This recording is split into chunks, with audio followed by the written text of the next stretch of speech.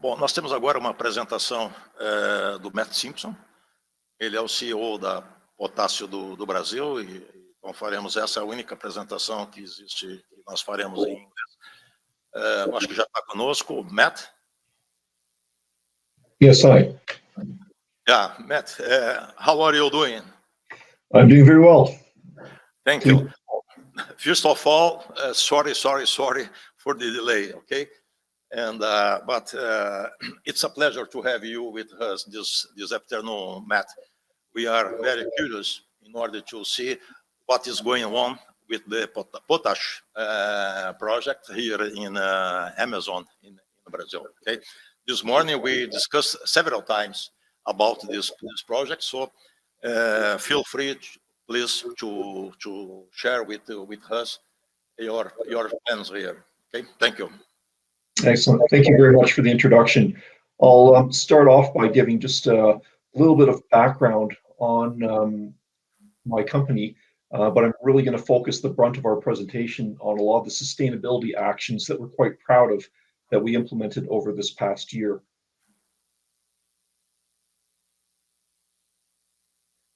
So can you now see my slides on the screen? Yes, we do. Okay, perfect. Just 1 second here. I'm just trying to pull it up on full screen.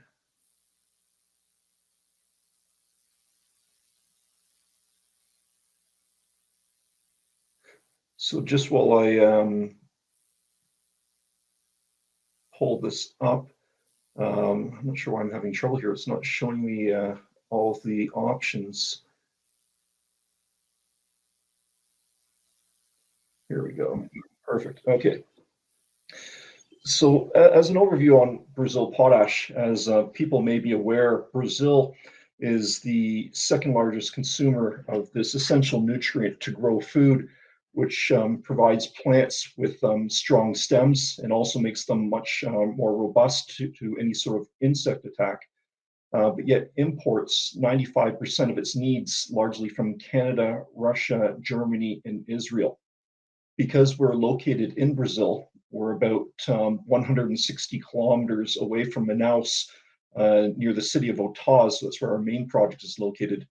Our cost to extract, process, and deliver this potash to farmers in Brazil, and our plan is to sell 100% domestically in Brazil, is less than the transportation cost alone for imported potash. That not only provides a substantial logistics advantage, but more importantly, it reduces the amount of greenhouse gases that are generated unnecessarily by transportation, somewhere between 14,000 and 19,000 kilometers, by about 508,000 tons a year. And to put that in perspective, it's equivalent to planting 23 million trees. So when you have potash in your own country in Brazil and you have massive farming in Brazil, it only makes sense to put this mine into operation, provide the country with greater protection on the availability of this essential nutrient to not only feed your own people, but also support roughly 80 billion a year of exports. So Brazil, as you can see, exports to several different countries around the world. And it's interesting to note that Brazil has some of the highest amount of land available to grow food in the world, the highest amount of fresh water, but it's only using a portion of its potential capacity to grow food at this point in time, despite having tremendous agriculture already in existence. If we look at things that people eat and drink every day of their life, things like orange juice, sugar, soybeans, coffee, cows, we can see that Brazil today is either number 1 or number 2 in the world in terms of both production and export. And as far as land grows to grow food, as you can see in the bar chart in the top right, Brazil has about 300 million hectares of land available to grow food, out of which it uses about 79 million hectares today.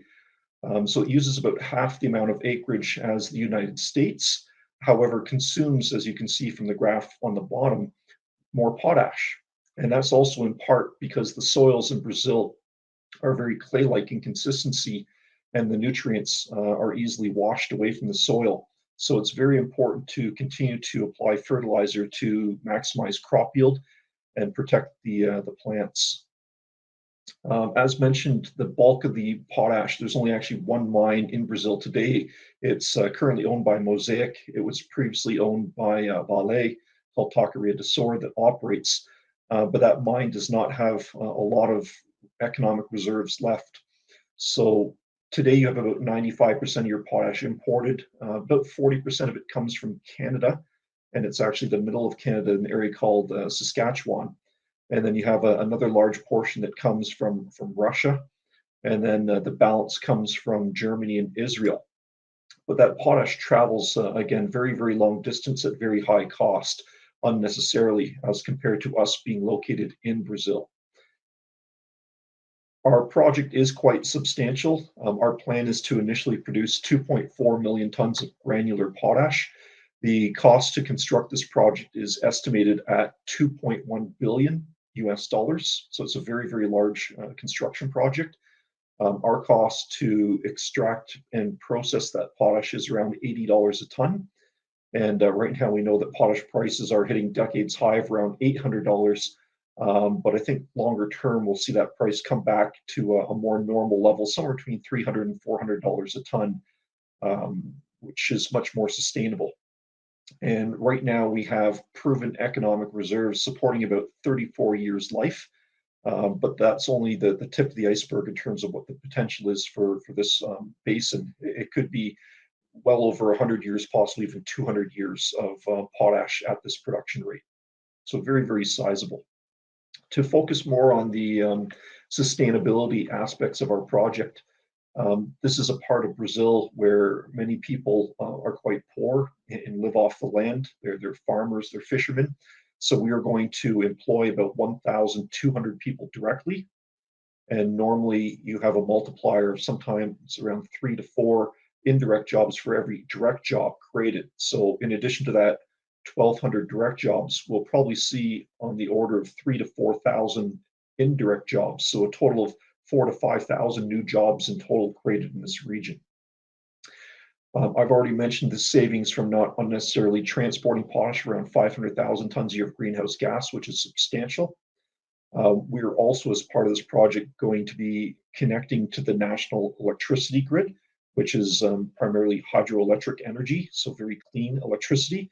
And we're going to remove thousands of people who live in several communities between the city of Manaus and Otás, who use diesel-generated power, and we'll take them off that diesel-generated power and put them onto the national grid by our project constructing that large transmission line. And there are several things that we do today, including supporting a local school that I'll get into in more detail in the subsequent slides. So to talk more about what have we done that's concrete and measurable over the last year on a sustainability standpoint, there are several initiatives that we're very proud of. One of the items that our company did is we did use our boats and our trucks to help medical personnel access people in the community to deliver COVID vaccines. And we're proud to say that over 9,000 people were vaccinated, in part because of Brazil Potash helping with the logistics of getting people transported around. We also used our trucks to deliver oxygen bottles, which were absolutely essential at certain times. We also provided roughly 2,300 food and hygienic baskets to vulnerable people in around our project area. What happened is the city of Otás cut themselves off from Manaus. Physically, they actually blocked the road because they're hoping to keep COVID out of the community, given that they don't have a high level of medical care available locally if people get very sick. But inadvertently, when they did that, they cut themselves off from some of these essential hygienic supplies and food staples such as rice and grains. So we received an urgent call from the city council asking if we could help. And we were pleased to be able to pull together these food baskets that benefited about 9,000 people locally in the community. We also have been supporting for several years a school that's attended by about 170 underprivileged children. And these are children that receive at least 2 meals a day supported by Brazil Potash. They receive tutoring on their schoolwork and also learn some practical life skills such as how to grow crops. So we are quite active in the local community. We've also spent quite a bit of money and time on environmental protection and monitoring. Through 2021, we monitored about 3,500 hectares of land to make sure that it was being protected, that we could understand what's going on with surface water in the area, and also preserve the historical heritage of the area. We also have been very active in helping with reforestation. We've provided several trees in seed nurseries to the Urikutuba village so that they could help reforest some of their properties. So over 1,500 trees were planted, or 15,000 trees, I should say, were planted this past year. And we have partnerships with around 14 local institutions that you can see here on the map. And the whole aim of these partnerships is really to improve the quality of life, protect the environment, and ensure sustainable use of resources in the local area. So we're very, very proud of these different partnerships that we've developed. In terms of what are we going to be doing looking ahead in order to also contribute to the local community as we look forward to constructing this project? Well, one of the big things that we're doing is we will be, to at least my knowledge, the first company under International Labor Organization 169, which is an international tribunal that was set up to discuss how Indigenous people should be consulted. So we'll be the first company to actually follow ILL 169 in our consultations. The Indigenous people last, I guess, 2 years ago, developed a protocol to consult that was approved in March of 2020. And then those consultations were unfortunately put on hold because of COVID gathering constraints. But as of July 2021, the Indigenous people have stated their desire to start these consultations, given that a large majority of their population has been vaccinated. And actually, even as we speak today, there are some meetings in Manaus to try and get some of these consultations approved and going, which we anticipate to start towards the end of this month. There are several programs that will be implemented as part of our consultations. These are things that we, of course, need to discuss and develop in conjunction with the Mura communities. But there are programs that will strengthen and enhance their culture, that will improve the educational opportunities that people have, the health support in the local area, the territorial management, and also social communications. So a very, very big package that we plan to deploy to make sure that we are working in conjunction and benefiting local communities as part of this project's development. We've also formed an archaeological partnership with MUSA, which is responsible for protecting archaeological artifacts within the Amazon region. And as part of this, we have funded the construction of several structures that will be used to safekeep and preserve any archaeological material uncovered, primarily in the construction of our port facility, where we do know that there are some historic features. So just a little bit more about our team. Our company has been working in Brazil now for over 11 years. Our chairman, Stan Barty, has actually been operating in Brazil since the mid-90s. Myself, I've operated large mines for Rio Tinto. I've also designed and constructed large mines for Hatch. And our president of Brazil, Adriano, who is a new member of our team, has over 30 years experience building and operating mines globally. And he will be a main contact for people in Brazil that want to discuss our project further.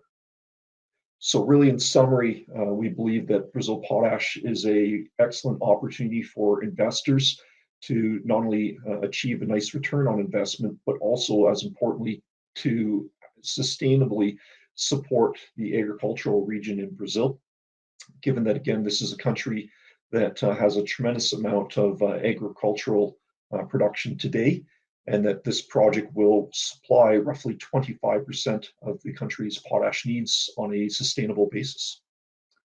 So with that, I'll stop the more formal part of the presentation and ask if there's any questions.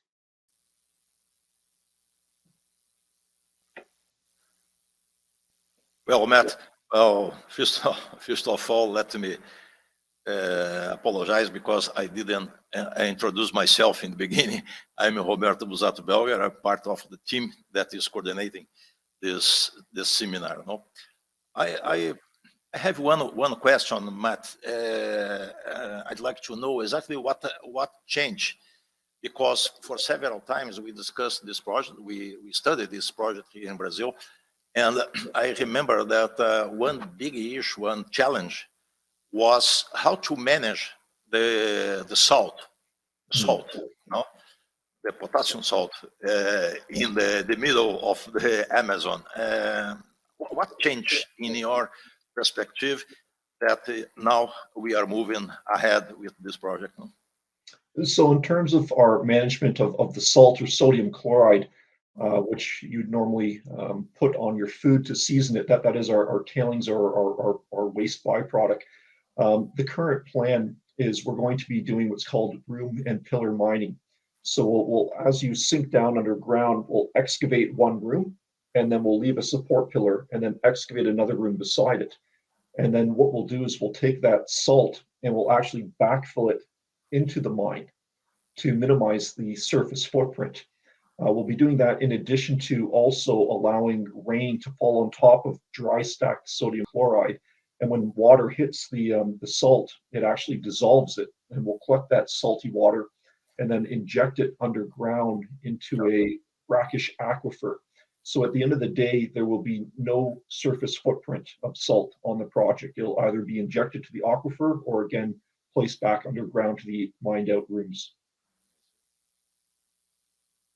Okay, I see. And do you have some idea about the milestones that you have ahead in order to direct this project? Yeah, so as of today, our focus has been primarily on our OTAS project area. And we have roughly 76 of the 78 items that are required to obtain our installation license to be able to start construction, with the last two items both tied to Indigenous consultations. So we are quite hopeful that we'll be able to start Indigenous consultations this month.